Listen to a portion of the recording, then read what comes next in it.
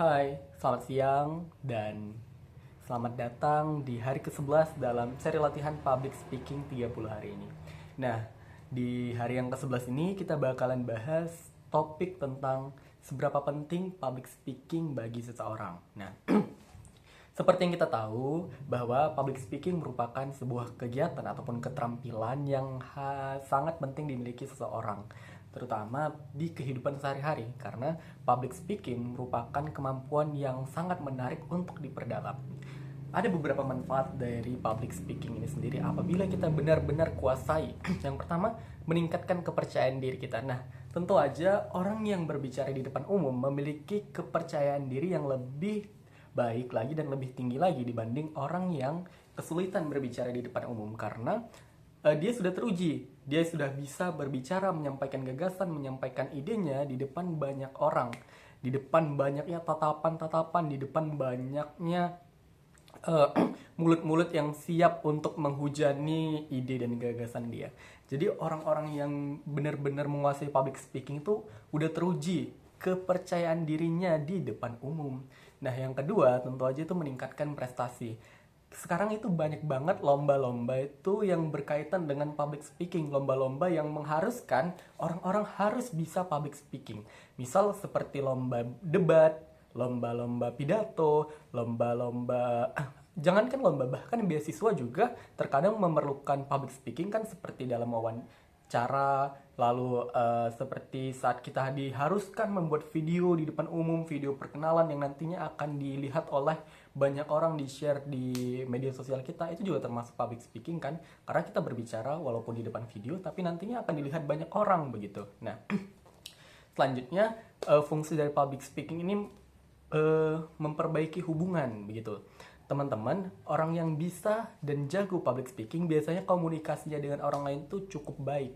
Karena saat berbicara di depan umum aja dia bisa kan, apalagi saat berbicara dengan orang biasa, saat berbicara dengan teman, ataupun kerabat, ataupun saudara. Dia pasti lebih lancar dalam mengemukakan perasaannya, menjelaskan tentang pemikirannya. Jadi hubungan komunikasi yang terjalin tadi akan jadi jauh lebih baik dan lebih berkualitas apabila kita memang benar-benar jago public speaking dan bisa public speaking. Nah, manfaat yang keempat dari public speaking adalah orang-orang jadi pandangan tentang orang-orang menjadi positif. Nah, teman-teman, dengan public speaking kita itu bisa membuat pandangan orang-orang yang sebelumnya negatif jadi positif tentang kita.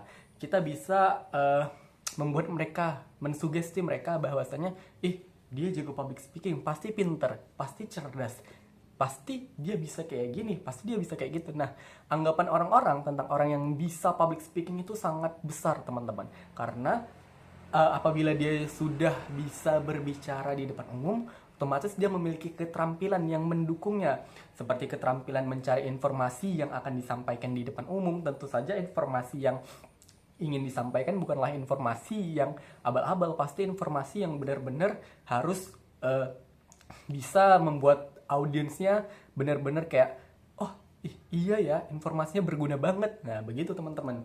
Nah, itu dia manfaat dari public speaking tadi. Nah, jadi public speaking itu penting teman-teman di kehidupan kita.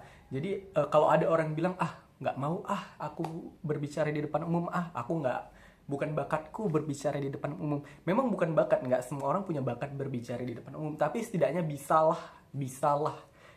dalam hal ini. Setidaknya kamu harus bisa berbicara di depan umum karena suatu saat kamu bekerja, kamu juga harus presentasi di depan klien, kamu juga harus wawancara dengan klien agensi, kamu juga harus bekerja dengan memanfaatkan skill berbicaramu di depan banyak orang, di depan rekan kerja, di depan bos-bosmu. Nah, begitu. Jadi, seberapa penting public speaking ini? Penting banget bagi setiap orang. Bayangkan aja jika ada dokter dan dia nggak bisa berpublic speaking. Bayangin aja waktu ada pasiennya yang sakit, terus keluarganya datang, dok, bagaimana keadaan anak saya? Baru dia gagap-gagap, maaf sebelumnya, anak ibu kena penyakit gitu-gitu. Apa nggak panik dari pasien tadi, keluarga pasien tadi? Nah, makanya public speaking itu penting untuk agar seseorang bisa menyampaikan gagasan idenya dengan lebih baik dan mampu diterima oleh orang lain, dan orang lain itu bisa paham apa sih yang disampaikan orang ini. Jadi orang orang lain itu tahu poinnya apa dan mengerti. Jadi kalau di kasus yang dokter tadi, keluarga pasien nggak panik. Tapi bayangin kalau dokternya itu nggak bisa berpublic speaking, sepanik apa keluarga pasiennya. Nah, begitu.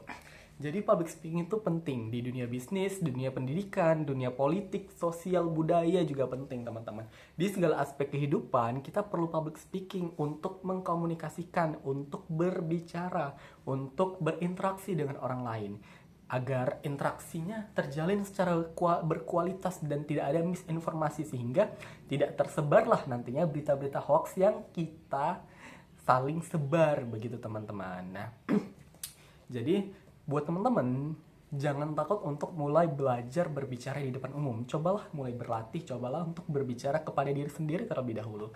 Jadi suatu saat teman-teman harus melakukan presentasi, harus berbicara di depan umum, setidaknya teman-teman bisa. Nggak harus jago, tapi setidaknya harus bisa. Karena komunikasi merupakan skill dasar saat anak-anak, saat sejak lahir kita dituntut untuk berkomunikasi dan berinteraksi kan.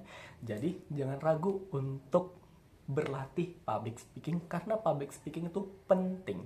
Nah, terima kasih telah menyaksikan video di hari ke-11 ini.